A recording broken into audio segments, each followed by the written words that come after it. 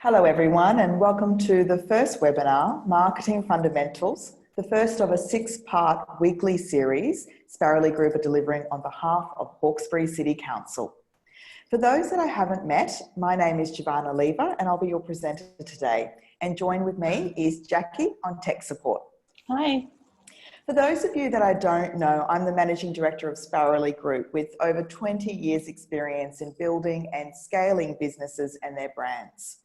Sparrowly Group has been working with a number of businesses in growing the region for the last few years, and more recently have been running the Business Bounce Back mentoring program supported by Hawkesbury City Council.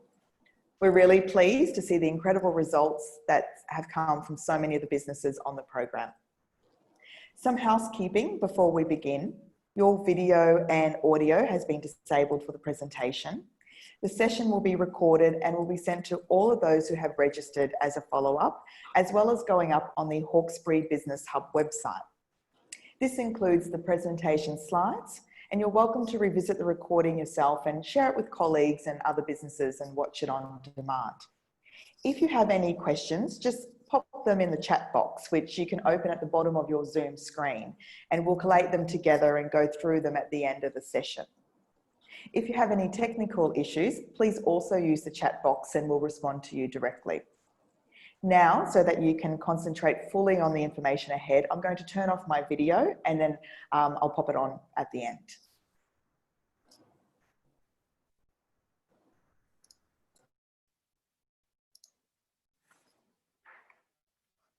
All right, so let's break down what we're covering today.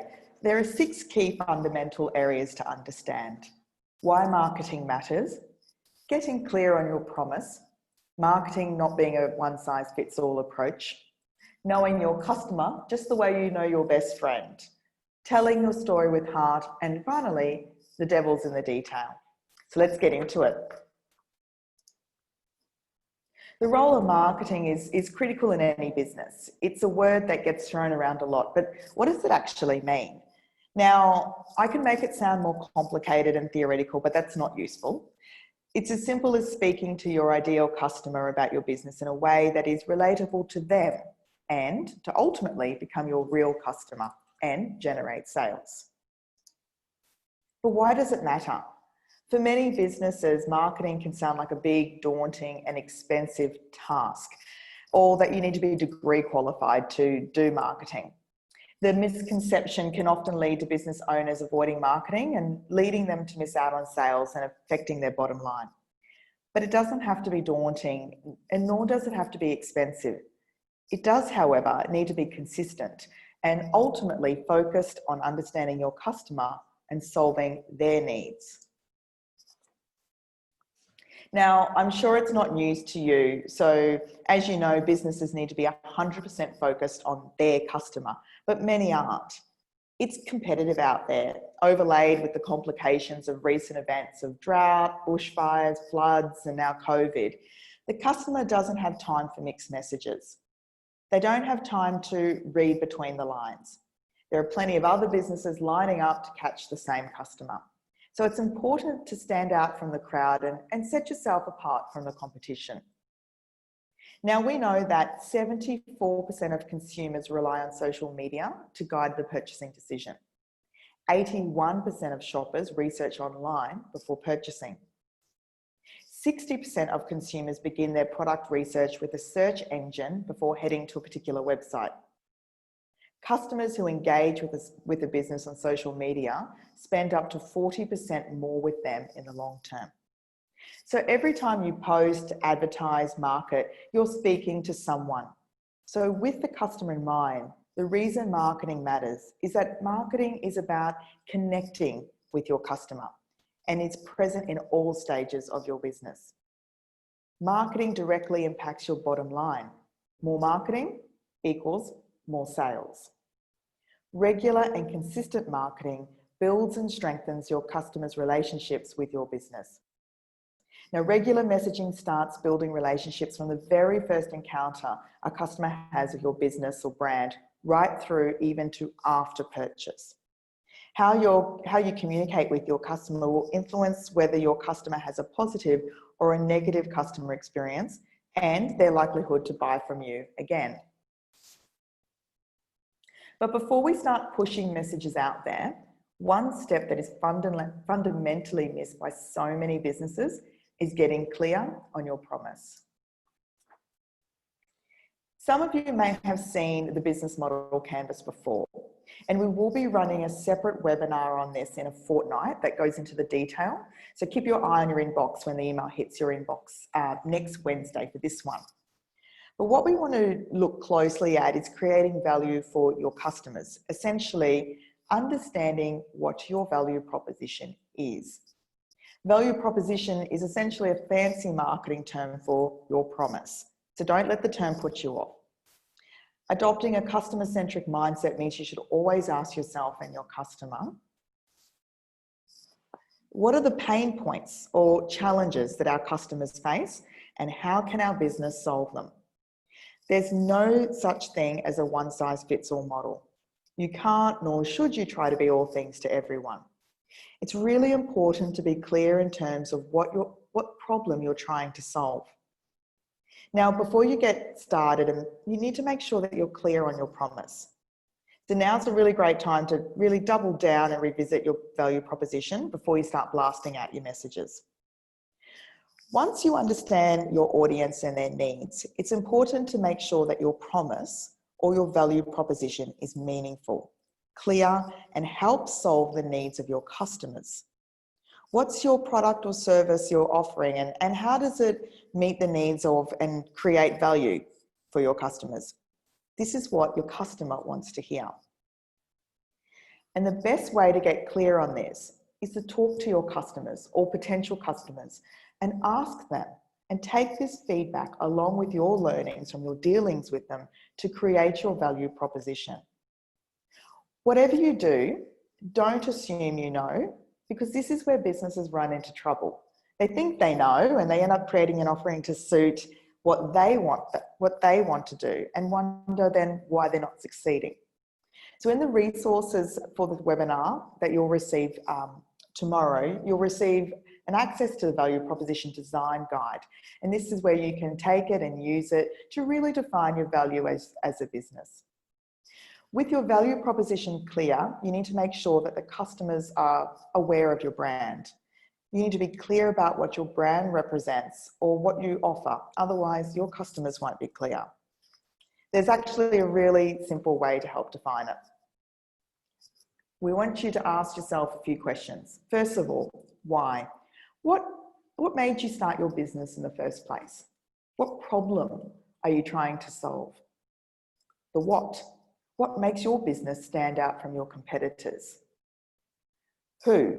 Especially in small business, you know, whether you're a solopreneur or the owner or the MD, is often a key attractor to the business and offers, you know, so who are you? That's really important. And how? How do you communicate? How do you connect with your customers, and how do customers connect with you? Your brand is your promise, and you have to be really clear about it. Now, for the record, your brand is not your logo. The logo is just one part of many that makes up the brand. It is made up of a combination of communication tools that relays your business to your customers. So let's move on now to knowing your customer. Now, I know some of you might be thinking, I know my customer, but if I was to press a little bit further, how well do you really know them? Now, it's important that you know your customers and what they need, not what you think they need. Think of your customers like a friend. You wouldn't treat them all the same, right? Like being a good friend, think about your customers in terms of what their needs are and how you can help them. And just like a friend, communicate regularly with them. It builds trust and connection with your business and your brand. Always focus on the customer and their needs. Talk to your customer with their needs front of mind. Tell the customer through your messages how you can help them.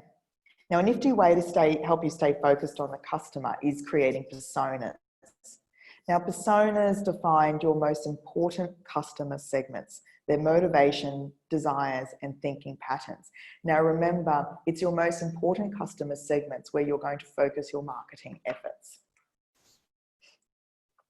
Now, everyone is my customer? You heard somebody or maybe yourself say that before? It's so important to not think of your customers as one big group, but to drill down and to think about them as individuals. Your customer personas define your most important customers, the ones that need your business the most and the ones you can look after the best.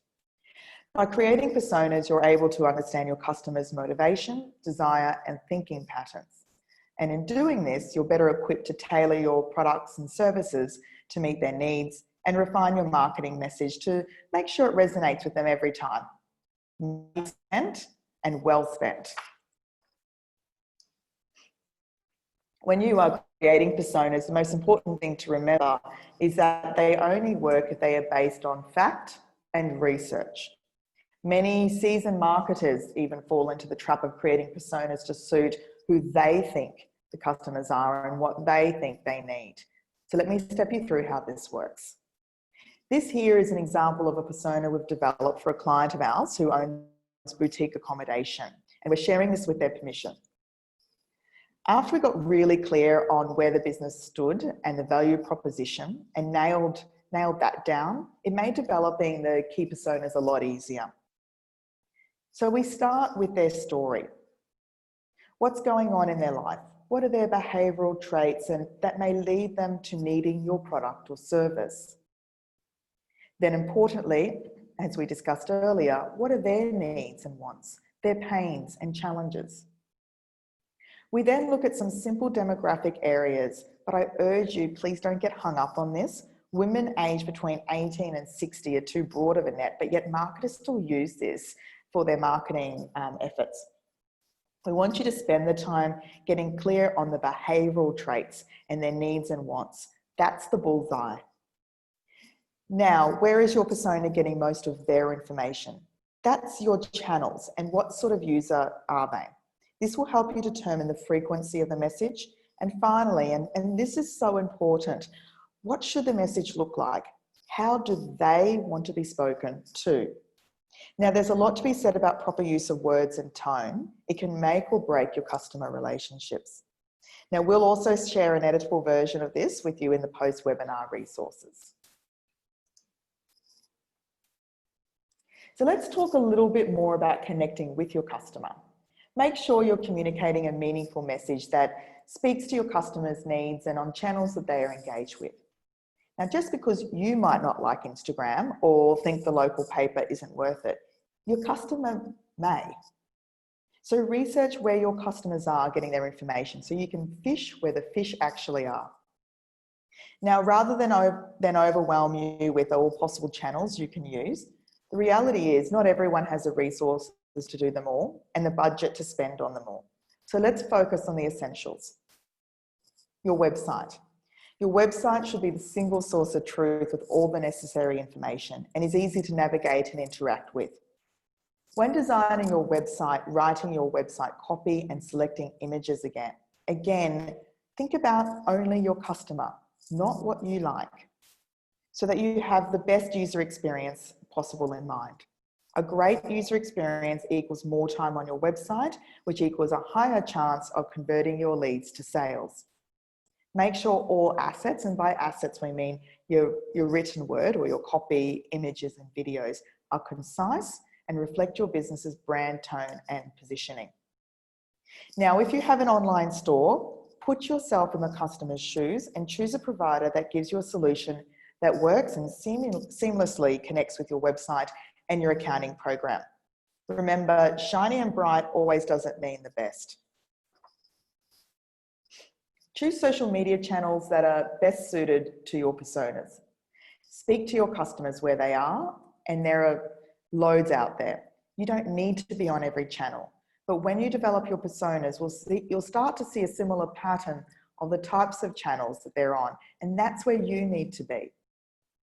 Now, online listings and third-party bookings are critical because these guys have the dollars to spend on amplifying out to your customer. So make sure your listings are correct and regularly updated. So this is all about building your digital footprint. So for example, Google My Business, making sure that your Google My Business listing is up to date and always current, and industry specific listings. So it's important to know the listing sites for your business and research which ones are best for you. Now, some will try to charge you a subscription fee to list. So if you do pay, you want to make sure that you're going to get a return on investment. Now, we'll explore these concepts further in our next webinar next week on building your digital footprint, which we'll share shortly. Now, a great tip here is to ensure that you have a register of all your channels, owned and external channels. Set a biannual calendar reminder to review your channels, so websites, social media profiles, and online listings, and update with new imagery and revised copy, and in case there's any changes to your product and service offering. And particularly just on a note around COVID, around opening times and closing times. So you need to make sure that your Google My Business listing is always up to date with the constant changes that you may have to adapt to, particularly around COVID with opening and closing times. So every marketing interaction should be creating value for your customer, solving their needs through your value proposition or promise with proof points on how it has worked and supported other customers. Always ask yourself, how do I want my customer to feel, and what do I want my customer to do next? Importantly, tell your story in a clear, honest, and memorable way. Your customer wants to know about the personalities behind the business. So on video, keep it short and sharp. Quit those selfie, bumpy videos and make sure you include subtitles. Now we use rev.com for our captions. Super cheap and super fast. It makes them accessible, but essentially and importantly, most people watch videos on social with the sound off nowadays. We'll also share with you a video guide, including a basic guide to equipment as part of the resources in the follow-up email that you'll receive tomorrow. When you're writing, use simple English that can be skimmed by the customer within 60 to 90 seconds and is shareable on various channels. Using basic search engine optimization strategies or SEO strategies, including descriptions on the images and videos, keywords and headlines for conversion. Now, we'll also share in the follow-up resources a guide on some fundamental SEO principles. And importantly, pull back and focus on what works and what is smart, and adopt a thinking view of marketing. Communicate what you need to, not because you can. It's about the quality content, not quantity. Here's just some of our team's favourite content from businesses and brands that you may recognise. We've got Brown Paper Nutrition. She's a chef and author. We love her because her content is always so authentic. It shares images and recipes and includes a story or anecdote that is always so on point. My sister has actually just started a little home baking business out of COVID as a result of COVID and COVID lockdowns in Melbourne, and she's just having lots of fun on Instagram and Facebook. But a couple of weeks ago, she was terrified of it. And I've always said to her, just tell the story of, to build that connectivity with your customer when you're sharing a photo of your amazing deliciousness that you're cooking. We've got here Salt Pig here. And what we love about Salt Pig is that they're educating their customer on the product through telling a story of production, whilst also promoting the region of the Northern Beaches. Many of you will be familiar with Buy From the Bush examples, great examples of posts that really drive engagement. Each post includes the name and intro of a person posting and then talks to their business or products. This is really nice as it adds a human face to the product and customers and instantly makes a connection with the person behind the business and what they have to sell. Now, finally, but absolutely important, is data. Don't be scared by this. A business is successful when it reflects and learns on what's working and what's not. It doesn't need to be scary. Firstly, focus on what information you need to know, then what information you want to know. You'll be surprised what you thought was happening versus what's actually happening when you make use of the data available. Marketing should never be a set and forget exercise. Without an attitude to always learning and iterating, you could potentially blow out your marketing budget and have no idea why. And this is also to a lot of businesses who outsource their Google AdWords and social media, etc., and just think, oh, well, someone else is dealing with it, it'll all be fine. You should be constantly connecting and communicating if you are outsourcing with that person and getting the information and learning and iterating and making those decisions and fine tuning. That's the wonderful thing about digital marketing, is that you can always fine tune.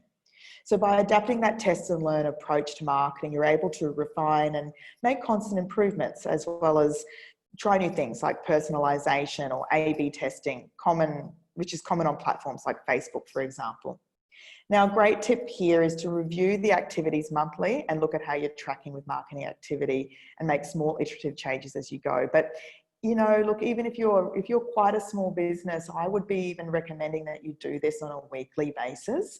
And like I said, if you are outsourcing your marketing or specific parts like search or Google AdWords, you should be talking really, really regularly with that person and making those small iterative changes. Don't be afraid to ask yourself the question, what happens if we try this? And then try it and see, test and learn. So let's have a quick look at some of your most valuable data assets. An analytics dashboard can be overwhelming at the best of times, but it is the best and quickest way to test if what you're doing on your website or say your Facebook page or LinkedIn or Instagram is working. So on Facebook, for example, this is what you want to look at. You want to look at your followers. Now, you may have had people like your page, but if they've not followed your page, you're less likely to see your posts based on the Facebook algorithm, which is constantly changing. Your reach, this number always seems quite large, mostly because of the privacy settings of your followers. If they have an open setting, their friends will see it, see if they like one of your posts, and the posts will then come up in your feed. Engagement. This is definitely the North Star of where we want to get to. Okay, it's less about the number of likes and the followers. It's a combination, right, of the reach, likes, and comments together to see how engaged your audience is with the message that you're sharing. The more engaged that they are, the more likely they are to buy from you, come and stay, or recommend you to their friends. Now, it's important, now moving on to Google Analytics, that's important for you to spend some time opening a Google Analytics account when setting up your website. Most website platforms will have analytics tools, and Google Analytics will provide insights and help you understand even more clearly what is driving traffic to your site. Now, you'll probably see on your Facebook feed a whole bunch of different analytic tools, and they're saying Google Analytics is so yesterday and whatnot. It's a good base analytics tool for your website. So don't feel that Google Analytics is not relevant. It very much is still relevant, and don't get suckered into paying a subscription for analytics. So here we've got a screenshot of your starter dashboard, which takes you through the visits. So that is how many unique visits you've had on your site. That means basically if someone heads there multiple times, it will only count once. Traffic sources, where they're coming from, and the geography breakdowns. And referral domains, which websites they're coming from. So you can track if Google search is driving them there or if they're coming from somewhere else, like Facebook, for instance. Now, Google also delivers a bunch of courses on the basics of setting up your dashboard and getting digital efficiency. And what I would recommend is Google Digital Garage. It offers excellent free online courses. They're really easy to understand, and they're all for all levels. So it's just as simple as Googling Google Digital Garage. But we'll make sure we also put the link to Google Digital Garage in the post EDM that we send out tomorrow. For us, look, I always find it fascinating when we run the analytics each month. We can definitely see patterns around our marketing activity, and particularly when others are talking about us. I know today we have our newsletter that went out, and we'll see a definite spike in our analytics from that. So let's recap on what we covered today. Why marketing matters. Marketing's not a one size fits all, and we need to get clear on getting clear on your promise, knowing your customer like your best friend, telling your story with heart, and finally, the devil's in the data. So tomorrow morning, we'll be sending a follow-up email to you with all the related materials so that you can take these learnings and apply them to your business. I welcome you to please feel free to forward that email to other business owners that you think will benefit from this information. So thanks so much for your time today. I really appreciate how important your time is, particularly as a small business. We've got lots going on. Before we finish up, Jackie, do we have any questions? Hi, yeah, we do. We've got a great question from Ian. He asks, what is the difference between marketing and advertising? Okay, advertising is just one element of marketing, Ian, and advertising is basically paid.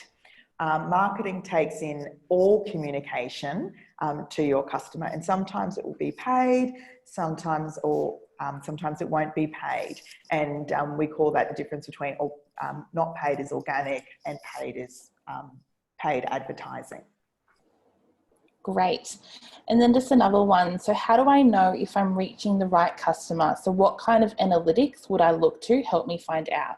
Yeah, great. So just going back to those slides where we talked about what's important to be looking at. So this is why setting up a Google Analytics off your website is so important, because there's no point going, oh, well, we're getting lots of hits on our website, and that often tends to be language people use. You want to make sure, and hits is when people go multiple times. First of all, you want to know, what are how many unique visitors, and if they are repeat visitors, that's a really good sign, right? But where they're coming from. So if your business is trying to attract customers just from the Hawkesbury region, or so say, for example, you're a plumber and you're trying to attract locals in the Hawkesbury region, but you're getting visits from Melbourne, we'd have to really be wondering what's unique. That should be a red herring to you as to something's wrong with your website, and also the marketing. So for example, you might be running Facebook advertising that directs to your website. Well, that should be a red flag going, okay, we need to go back and have a look at what's happening with that Facebook advertising, because it looks like it's pulling people from all over the place. Great. And then just one other question. So I have no time for blog writing, but understand how important it is for my organic marketing and for my SEO. But how can I start to build this into my marketing strategy? Sure. Look, blog writing is great. It's great for businesses like ours because it makes sense. And blog writing is a really simple, easy way to keep your website updated, refreshed, and another excuse to push people, your customers, to your website. But it's not for everybody. So you need to look at what channels and what marketing efforts suit your customers, for instance. Great.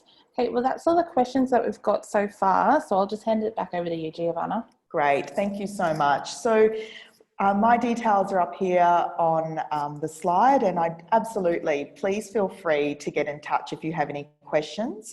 Our next webinar in this series will be hosted next Wednesday at the same time, 11:30, and that's on building your business digital footprint. Now, we'll send details to register for it in the follow-up email that will be hitting your inboxes tomorrow, as well as a sneak peek of upcoming webinars which you can register for. And we absolutely urge you to register for all of them because they are fantastic. And then you get all the recordings and all the tools, and then you can download those tools and put them into your business toolbox. Thanks so much for joining us. Enjoy the rest of your day, and looking forward to seeing you next week and hopefully hearing from some of you when you reach out. See you later.